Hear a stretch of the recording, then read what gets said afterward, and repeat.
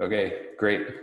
So, welcome, a big welcome to everybody, and thanks for joining us. This is an online edition of Amplify Arts Alternate Currents panel discussion series.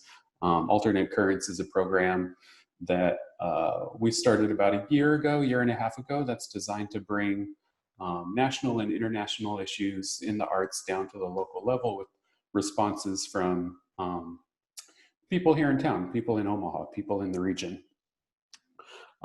Today's discussion is about, we're going to be talking about rural spaces as kind of networked sites for creative production.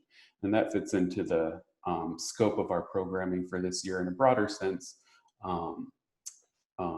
because all of everything we're talking about this year is focused on issues around environmental security, climate security, and ecological justice.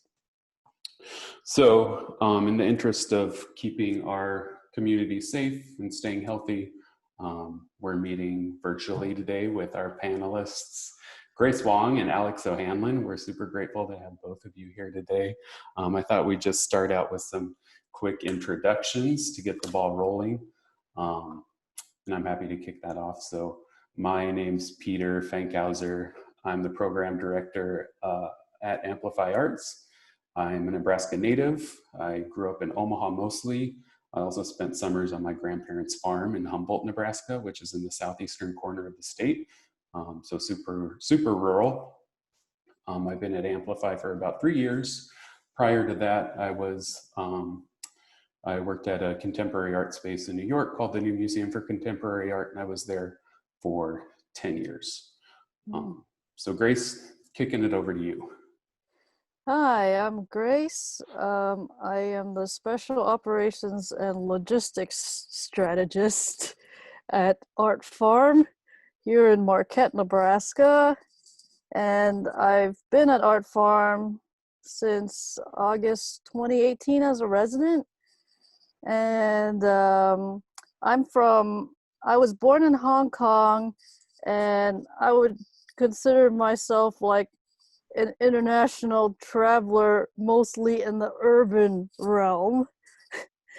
And I've been a practicing architect for 4 years, but then I quit, decided that was total baloney, and decided to jump into just, being an artist, making stuff. And now here at Art Farm, just kind of like helping out with all these crazy projects, helping people find things, teach people how to use things, and work on, crazy, big, unimaginably sized projects here at Art Farm. That's awesome. That's great. Alex, how about you? My name is Alex O'Hanlon. I was born and raised in Omaha, Nebraska. And the sixth on so currently I run Omaha as an engagement coordinator, helping to support strong neighborhood groups.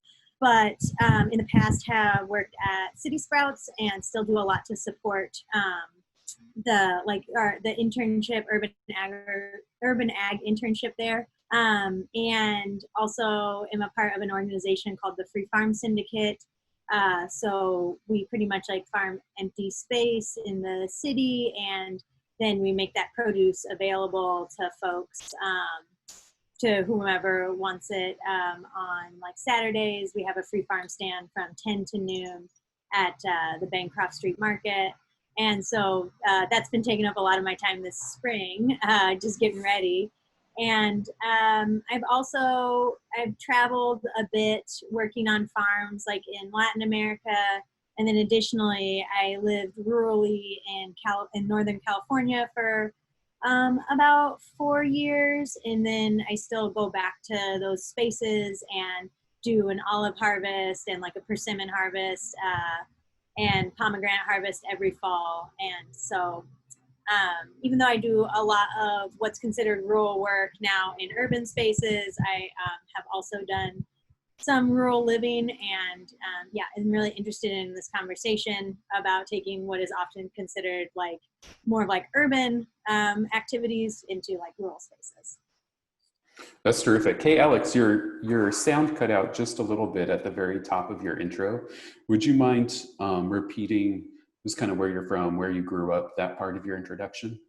Yeah, so I was born and raised in Omaha, Nebraska, and I was just saying that I've kind of always lived in this like 6 or 7 block radius of the cathedral where I'm sitting right now. So a few different houses, but always around this like midtown area. Perfect. Thank you so much. I'm really excited to have this conversation with both of you and talk more about this idea of rural spaces as sites for as sites where creative production can flourish rather than marginalized spaces or spaces that exclude progressive thinking. So I thought we'd maybe just start out by working to define some terms, define some parameters, specifically when we're talking about the rural. That definition has kind of changed and slipped a lot over the past 100 years. Would both of you mind talking a little bit and sharing your thoughts about what that slippage looks like and how the definition of the rural has kind of changed and evolved, how our perceptions of the rural have shifted along with those changing definitions? We take turns or just start? Okay. Just dive right in.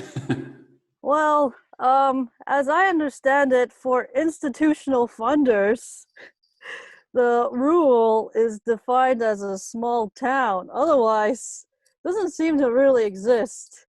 Like, and so here at Art Farm, like, it is a little bit hard to, get funding or whatever because it is not really in one of the towns. It's just on a farm. And so for some reason, it kind of falls out of the cracks of rural. And so like, if there were any like artistic or intellectual production in such areas like this, like they'd be have a pretty hard time to kind of, I guess, function unless you're Art Farm, which kind of, instead of having a capital intensive model, has a labor intensive model way of working. So like, I think that's definitely how we survive here. And like, as I've mentioned in my introduction, as an artist who's kind of traveled mostly in urban areas for most of my life, I didn't really understand the appeal of rural spaces at the time because I thought, okay, it lacks convenience. As in like, one doesn't always have everything that they need in order to create. And then the second thing was, there wasn't really a diverse pool of knowledge that comes from living around all these kind of people coming from everywhere. And then my perception at the time was more like, well, there's no stimulation coming from, because like there's not very many cultural events or programming happening. Like I'm in Marquette, like what is there? There's like a bar. And not, I mean, or the perception initially when I was in an urban setting was that there's not much out here. So but this started to change once I let go of my urban perception of time, of like arbitrary deadlines from clients, like productivity, and this kind of impatience that has been created by technological convenience, the immediacy of everything. And then I also kind of let go of my definition of resources, as in like, okay, I could buy everything in an urban setting, but here in like a rural setting, I kind of adapted that mentality, like what is broken can almost always be fixed. and there's material potential in everything around us. And so in this rural space at Art Farm, I really learned to flow with nature's ever-changing schedule. So I do things like maintain pickup trucks and tractors. I fix chainsaws from reckless residents who go crazy trying to chop down trees that are growing wild everywhere. And like I was just about to talk about this, but like last weekend with the thunderstorms, there was a flood, and then we discovered that there was a leak in our private well. So like at a moment's notice, like emergency happens, and we just have to drop everything and make sure that we have drinking water. And so like I think that rural creativity is driven by an instinctual response to natural forces and like the need to survive and be resilient. And to me, it's about opening up my senses to listen to nature instead of blocking myself out from it. Like how I used to Right. be able to navigate the streets without a smartphone, or like how I can feel a storm is coming without looking at a weather app or something like that. So, Yeah, that's interesting. The idea of time, you brought up your relationship to time and how that mhm, relationship has kind of changed. Just a quick follow-up question. When you think about how that relationship looks now as opposed to how it looked when you were living in a city, mhm. does it open up more space for creative production? Does it open up more space for conceptualization? Does it give you more time for meditation? I definitely feel like there is a drastic difference. Uh, I trained as an architect where like there's never enough time and there's always these deadlines and like there's always these impossible tasks, and I guess I just always feel like I need the deadline to help me keep moving and like kind of squeeze out as much productivity and creativity as possible in order to like meet the deadline and meet the impossibility. But I think here there's a lot more space in terms of time, if that makes any sense, to think things through a bit more, and I guess, yeah, to listen, like in a meditative way, to kind of stop letting these like I have to do this now kind of mentality get into my head. It's just more like, well, if I like I'm just gonna flow with my own internal work schedule, the way that I do things, and also according to how like the weather wants me to do things, Right. Yeah. and just let it let it just happen. And it's okay if you know, certain things happen. Some things kind of have to be adjusted depending on what the level of emergency Right. the situation is. But yeah, it's just, So maybe like a more like cyclical working model as opposed to a linear model where you've got A, B, C, D on your yeah, to-do list. Yeah, yeah, totally. for sure. What do you think, Alex? How do you think about the rural? Um, yeah, I guess I think of like thinking of reading like books that were written more at like the turn of the 19th to 20th century, and how like the rural in those books is often like described as like vibrant, and then how like now in like most of like the media that I read, it's often about like the rural being kind of like small towns are dying. And I guess, yeah, I think of like rural as like small towns and then like the spaces in between them. But I think about it a lot with for like connectivity.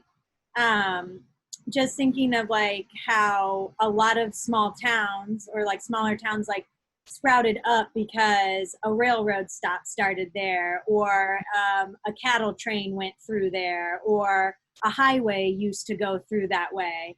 And how then when like those types of routes changed, that would lead to, I mean, it has to do also with like industry change, but when the routes change, a lot of times it seems like towns tend to change with that.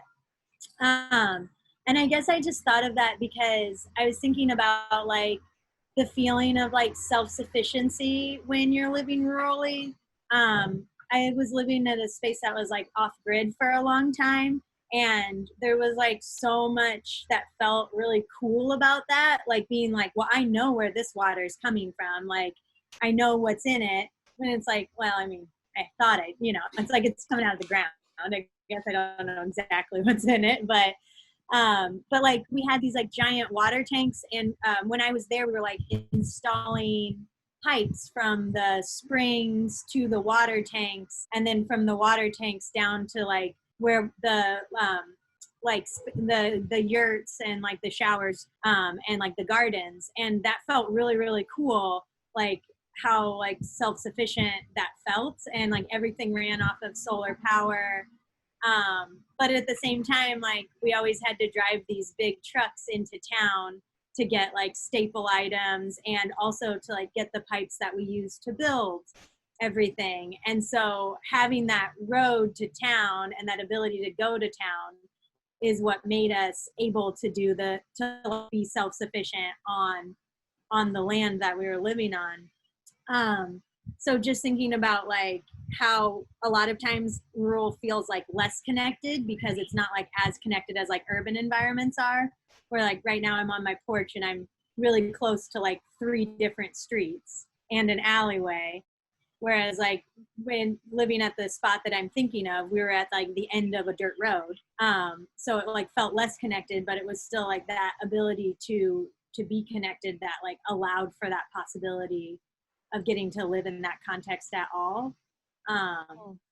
Yeah, and just thinking about like moving forward, like how different routes of connectivity can change how vibrant rural spaces can be.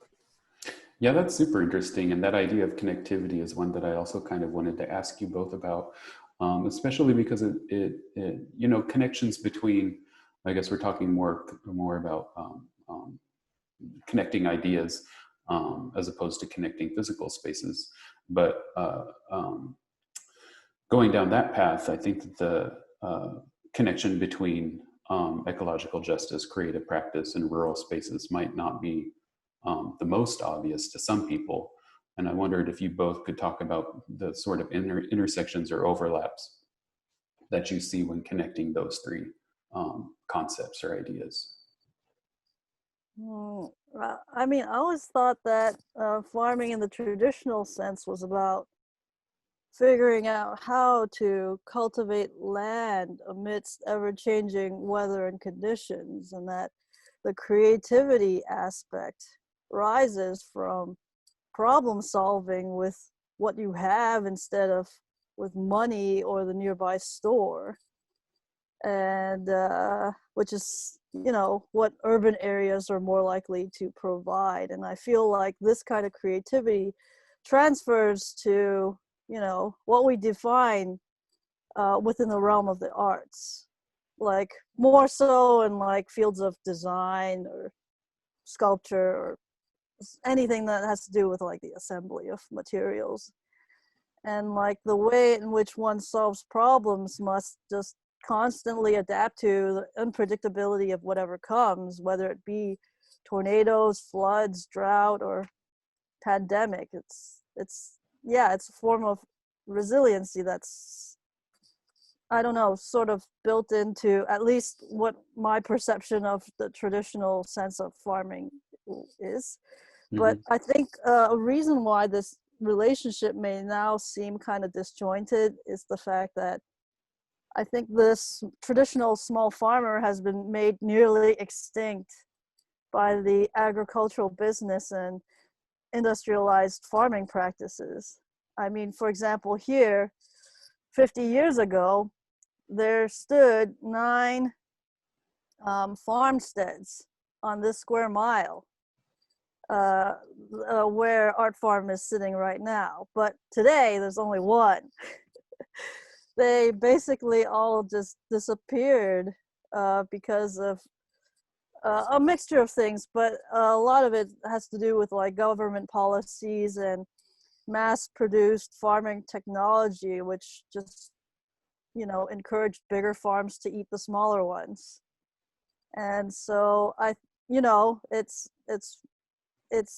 yeah, around here, corn and soy are grown for export, and you know, despite being in the rural countryside, all of our food is delivered from somewhere else. Like,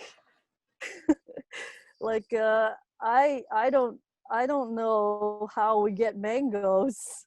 This is like totally Right. crazy, you know? Yeah. And so I guess the question that I have is like, how can farmers return to the role as stewards of the land instead of being like submissive pawns of mega corporations? And what are creative ways in which to like invigorate these rural areas? Totally. Do you have thoughts about that, Alex? You've been working in small scale agriculture for a long time. Yeah, I think it's like, it's hard to, um, it's hard to like conceive of sometimes, just because like definitely, and my goal is always to like grow as much food as possible, um, for as many people as possible, and to kind of try to like, um, through doing that, like advocate for injustices like in the food system that we have, and they're like incredibly numerous. But at the same time, you know, it's like doing that, we have the industrial food system like behind us, so that if a crop fails, um, you know, like we could still get potatoes at the store. And I've never had a crop fail, so I don't have that fear in me. But I can only imagine that if you did have a crop fail, how even just like the memory of one season of a crop failure or like a drought, how that would move you towards something that feels safer, like you know, pivot irrigation, or like using pesticides if the crop failed due to like pests or something like that. So I feel like that a lot of times, that when like what we're doing rurally, or like what we're doing like in like farming, has to match like the pace of like urban, like go, go, go. Like, you know, you only get like one chance really to plant. I mean, it depends on what you're growing. But like with corn, which I understand is like for export as animal feed most of the time, or for like ethanol production. But it's not like if it fails in July, you can just go ahead and replant that. So with things like that, when it's like, you know, the way that I think a lot of like big ag production works is like, you got to, like, you're working on tight margins, like you got to make it in the system, that to me feels more like the pressure of like an urban environment. Yes. And so like that's just interesting, because it's like I think that like for me personally, like living rurally did open up, because of like Grace, kind of what you were talking about of time. A lot of it was like, well, I know, like, because you live so far out, you're not going to plan to do like 7 things in a day. You're going to just be like, I'm going to stay here and work on projects. And even like my urban mind, like living out on a farm, it would still be like, but I'm going to work on 7 of them. You know, like I'm still going to run all over. Right. But like trying to get used to that of like, well, if nobody's, you know, looking over my shoulder to see if the project got done already, like I guess I could spend all day conceiving of how this project should look. And I think that, you know, Grace, to your point of talking about like, you're constantly trying to shift to weather patterns, or, you know, like what arises. It's like to have that time to like think about what could arise, I feel like can help come up with a better design, so that you don't have to like shift in the moment, but you designed for multiple different possibilities. And I think Right. like that's something that like when we think of like open space, thinking of like open time, allowing for those sorts of like more creative, thoughtful design. But I do feel like the pressures of the global industrial and like urban culture are really put on these more rural contexts, and sometimes I think it just makes it harder to be rural than it is to be urban, and to be, you know, and to be trying to produce anything, because you don't have all the resources of an urban environment, but you still have the pressures. um, that's not a solution, but it's a problem. I mean, do you see, aside from um, industrial agriculture, do you see conversations around other kind of climate related issues happening in rural spaces? And if so, do you see examples of how, or do you see examples of creative projects or practices that either push those forward or pull those back? Uh, yeah, I mean, so like thinking about the spaces where I was living in Northern California, a lot of them have experienced like extensive fire damage in the past few years. And so like now there's like a lot of people coming together talking about, you know, like how to tend the forest in a way that, um, you know, helps it so that like fires can burn healthily in a forest, so that there's not like a bunch of dead wood on the ground, but rather just like maybe some leaf matter, and then the fire can kind of like sweep through quickly. It won't get so hot, it won't burn all the, you know, it won't ruin the forest. That's like maybe more and that's like something that would happen more regularly if forests were, you know, if forests were allowed to burn on a more regular basis. So like now that you're on the land, how can you steward the land in a way that disasters won't be so disastrous? So, you know, so folks are having that conversation, and like, you know, following the lead of like folks that have been tending the forest correctly for, or in different ways for years, and teaching each other and talking about that. But then at the same time, like a lot of people that I know also are talking about like different types of like buildings. So like building like natural building with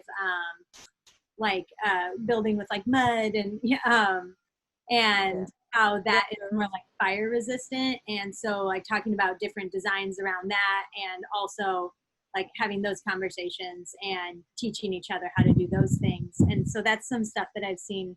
I mean, I think it's been going on for like, a lot of people have been having those conversations for a long time, but now more people are having those conversations more frequently. Um, and yeah, it's maybe less about it's not less about creativity, but it's to meet like a dire need as well. Have you seen some of those same conversations starting to spring up, Grace? Conversations around design, biomorphic architecture, or maybe a return to more ecologically sensitive forms of architecture?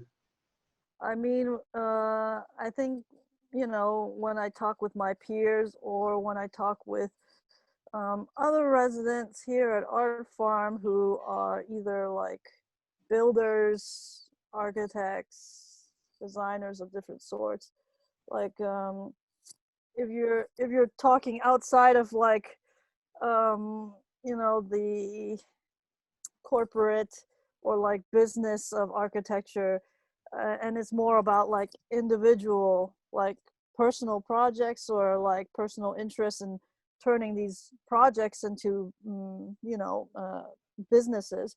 Like I have friends who have interest in like creating rammed earth or hempcrete or wattle daub, you know, that those kind of structures. And I think that Art Farm here has been a site for experimentation of these kind of like alternative techniques or like vernacular techniques of building that are perhaps more attuned with like nature. Like there is a building out here which partially has degraded over, I say, 15 years or so. I believe a mud hut, or like created with Nebraska bricks, which is, if for those who don't know, like, kind of cutting off the prairie grass and then kind of like cutting out the shape of like a block, which has like the roots of the prairie grass embedded with the clay, and kind of like using that as brick, because it kind of, you know, I think that's the kind of technology that people around here had used, I believe, for sod houses. Is that correct? And so, like, yeah, that's the kind of thing that like people are revisiting around here at Art Farm, like the kind of things that the artists are inspired by when they're thinking about creating new experimental structures, and just looking at, what has been done and what resources there are here. Like, there's ample amount of clay in the soil here, and here at Art Farm, it's not like we, have gotten rid of all the prairie grass. It's all here. So, like, that's all part of the resources that people can use as building materials. So even if you even if you don't go to the hardware store or whatever, there is material here like that we can use to build. And not only that, but there's also like the abandoned barns, the classic signature part of Art Farm, which is the collection of abandoned farm buildings that people are just throwing away because they want all of their land to be used for growing corn or soy. And so all these buildings that are here are valuable resources for wood, very nice pieces of lumber, very very that you can't buy at the store anymore, because the trees were like a lot older, a lot, created some really beautiful pieces of wood that you wouldn't find.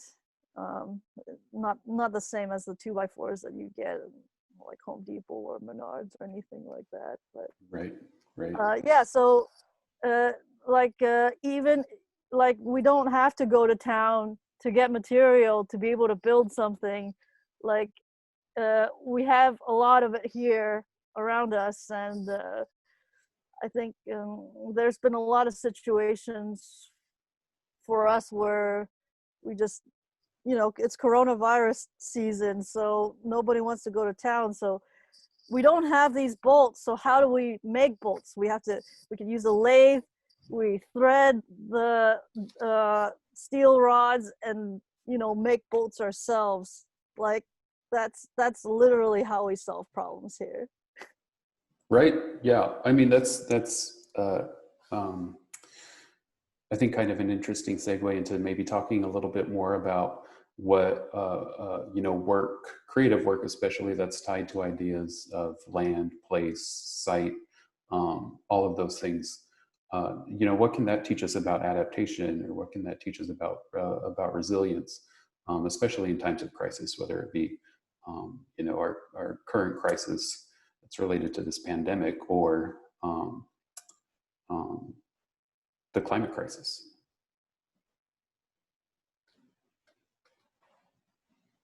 Well, I think, I don't know, I feel like creative work in the rural spaces, not, I mean, we have a climate crisis, but like the climate has always been changing in rural spaces. So to me, it seems like it's always like the changing climate is always a factor in creative work in rural spaces. And I feel like, I think the issue is that we are kind of separating ourselves from nature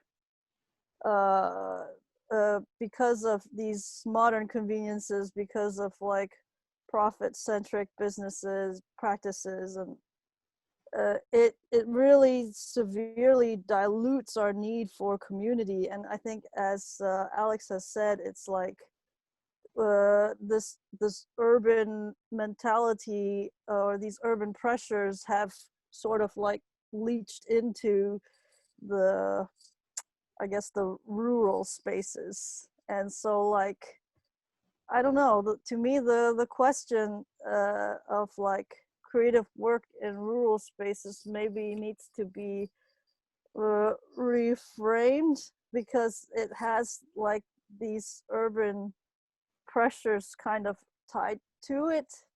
And I think ultimately, to me, the big problem is like this the broken relationship between nature and society, and how we like what kind of compromises or conversations we need to have in order to like with nature, like how do we converse and compromise with nature to kind of give up some of our conveniences in order to like be able to not create so much damage, which will negatively impact us in the long run. Yeah, I guess like Grace's last point about like giving up some conveniences, to me, I just was thinking like, yeah, giving up some conveniences for other conveniences, right? So like maybe like giving up the convenience of like a parking lot on a wetland for like the convenience of having a wetland that filters water and helps to reduce flooding. You know, it's True. just kind of figuring out what's convenient in the long run, maybe. Yeah, that's Or probably a better way maybe to phrase it. maybe like priority, but it kind of I thought on that, and I think like how rules can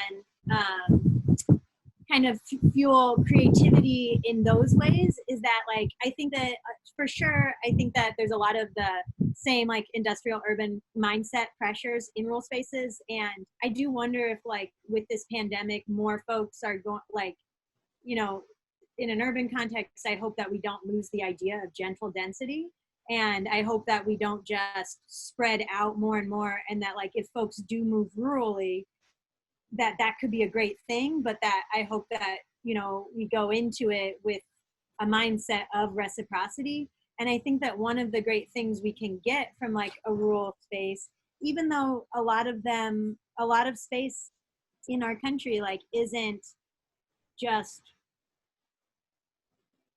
unended, you know, or even unchanged by white folks, you know, even if you go out to a space in the middle of Nebraska, like there's chances that it has been farmed in the past. So it's not just the way that it has always been, or that it wasn't, you know, tended by like Native Americans before that.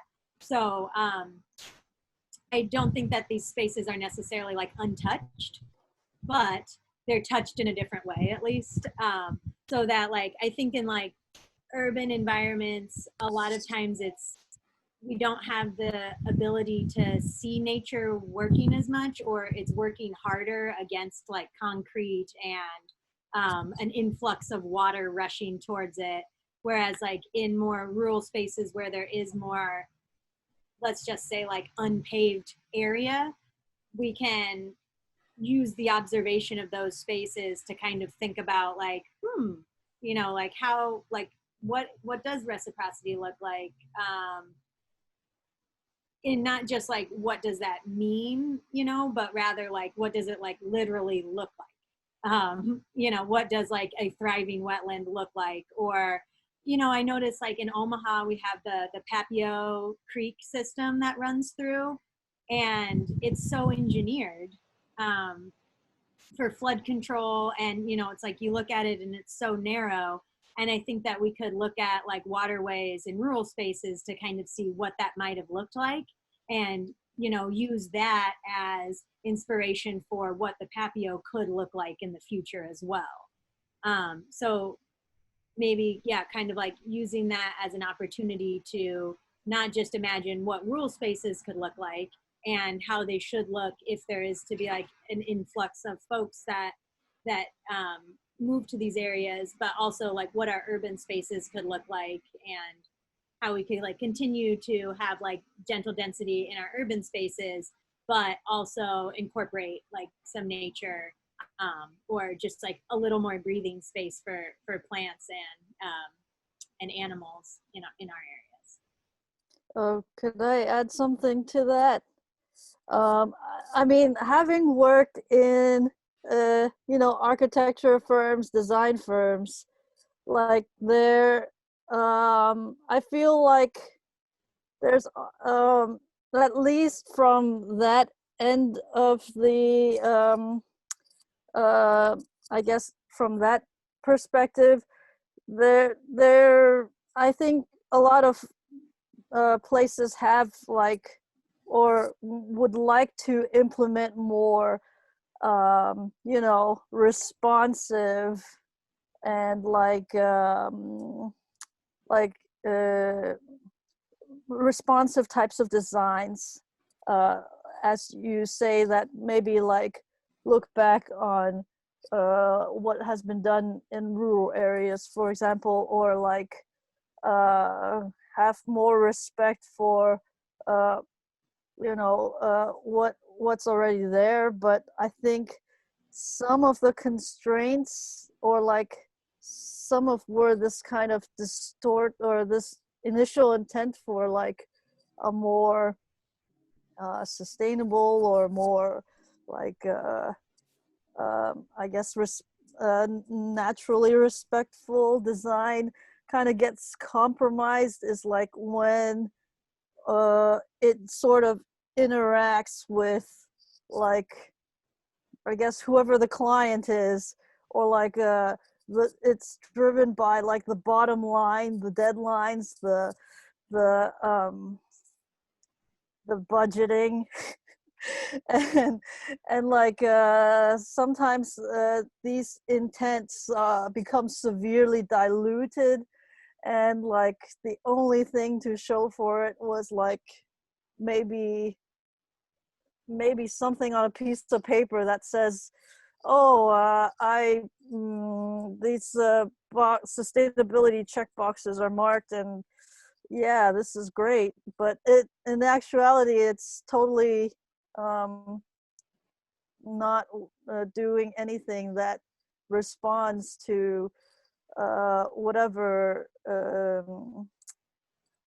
I mean, like, it's just not responding to its environment, I guess, is what I'm trying to say. And uh, and so I feel like there needs to be a different type of mentality, as you, Alex, have said, about like we should be looking at or reframing what it means to be convenient, like instead of like this short-term convenience, look at more like a long-term convenience, I suppose. And just and I don't know, it would have to come from those with money in some of these cases, because of how this current system is run. It's just that these are the people who are like trying to solve these, or like paying the money to solve these problems.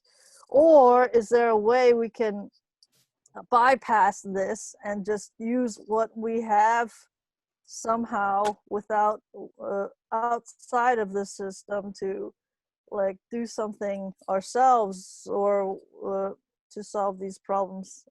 It's a question. That's a good question. It seems like too, a lot of the issue kind of circles back to that discussion about time we had earlier, and how time in rural spaces maybe functions a little differently than time in urban spaces. Seems like there's maybe a lot of potential for those relationships to become more porous, and the way we consider time in urban spaces could potentially look more like the way we consider time in rural spaces. Um, um, if how do you think we we communicate that idea, especially when work is happening in rural or remote locations? What do you think the best way to disseminate the kind of idea that there's a lot to learn from rural spaces in urban spaces? Are there ways to effectively do that?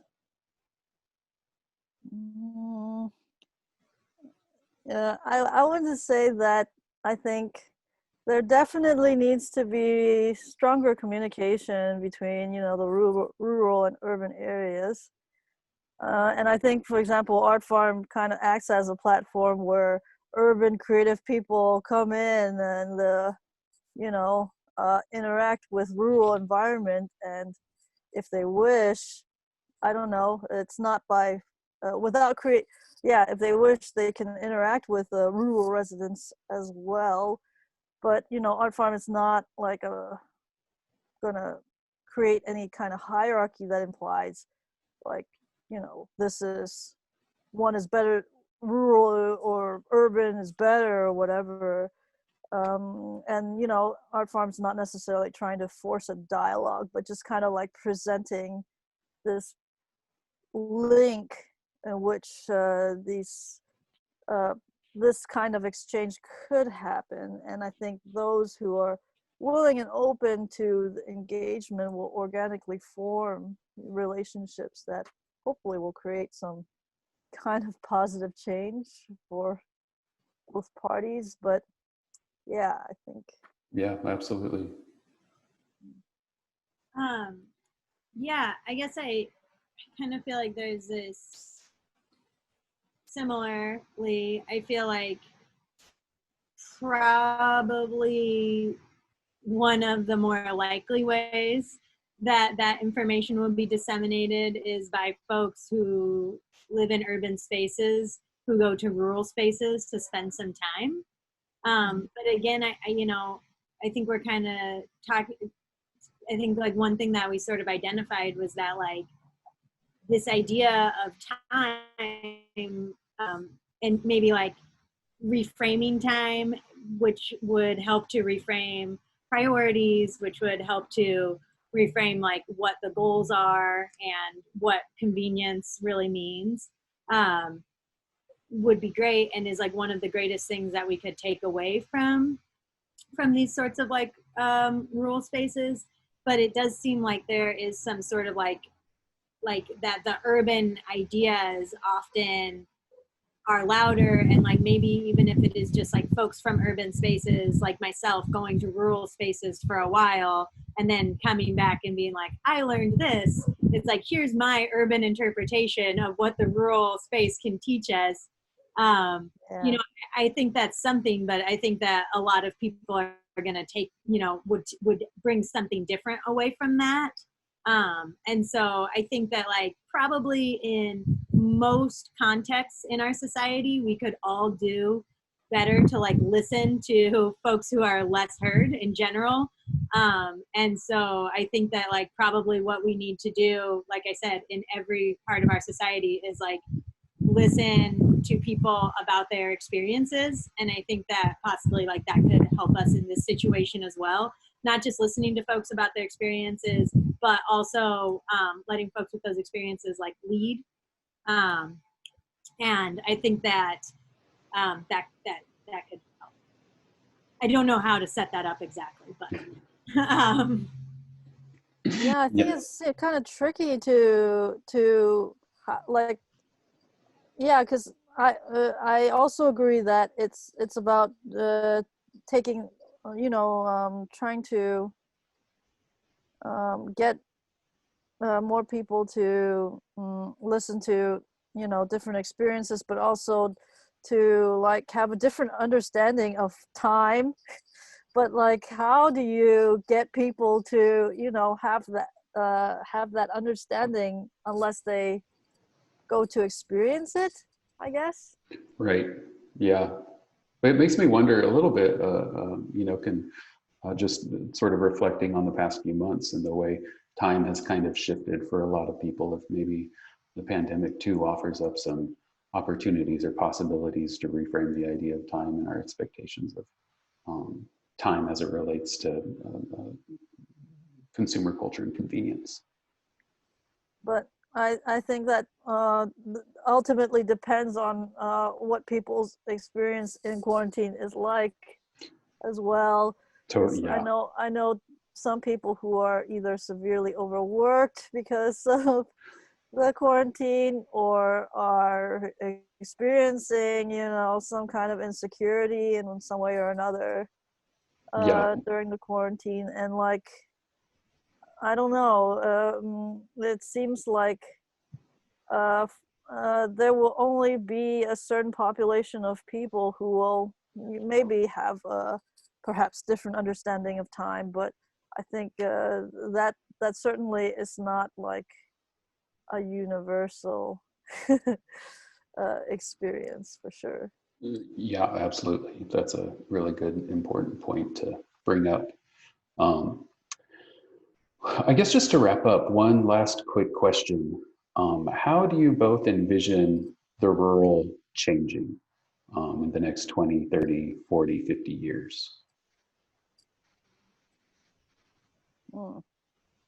I have no idea because it's already changed so much in the past couple months. I mean, how many people had the luxury of fleeing to a rural area, a private rural area for retreat in this crisis?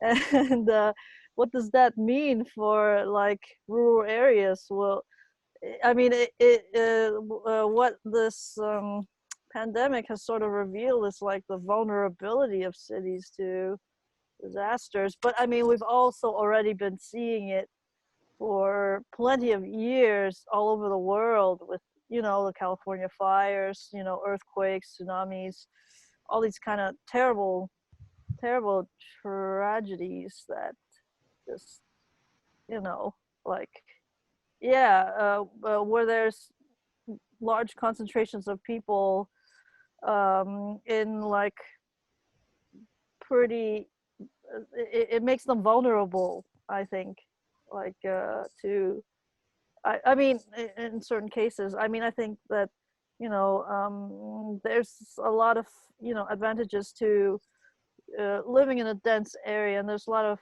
attractive qualities about it, but it's like I can just see, for example, I grew up in Los Angeles, and like for like 2 years ago, for the first time, I drove into Los Angeles from the desert, and I was just seeing like how, you know, vulnerable Los Angeles is to uh, the world with the, I mean, to its harsh surroundings. It is a city that draws its water from 3 aqueducts coming from very far away places. It has those crazy fires that are increasing by the year, and like, when is that earthquake gonna happen, you know? Like, it just seems like it's kind of like hanging on the balance here, on the edge, like uh, at the tipping point. It seems like there's a lot of big cities that have a lot of these vulnerabilities like that. So to Yeah. me, like, yeah, it would not surprise me if there was more people going into rural places, as Alex has said, and that, you know, and I think she's right that we need to be mindful about what the reciprocity of what that means, and all that. But yeah, it just seems I have no idea. What about you, Alex? How do you see the context of the rural changing in the next 50 or Um, so years? I think that there's going to be massive investment and job creation, creating electric high-speed rails across the country.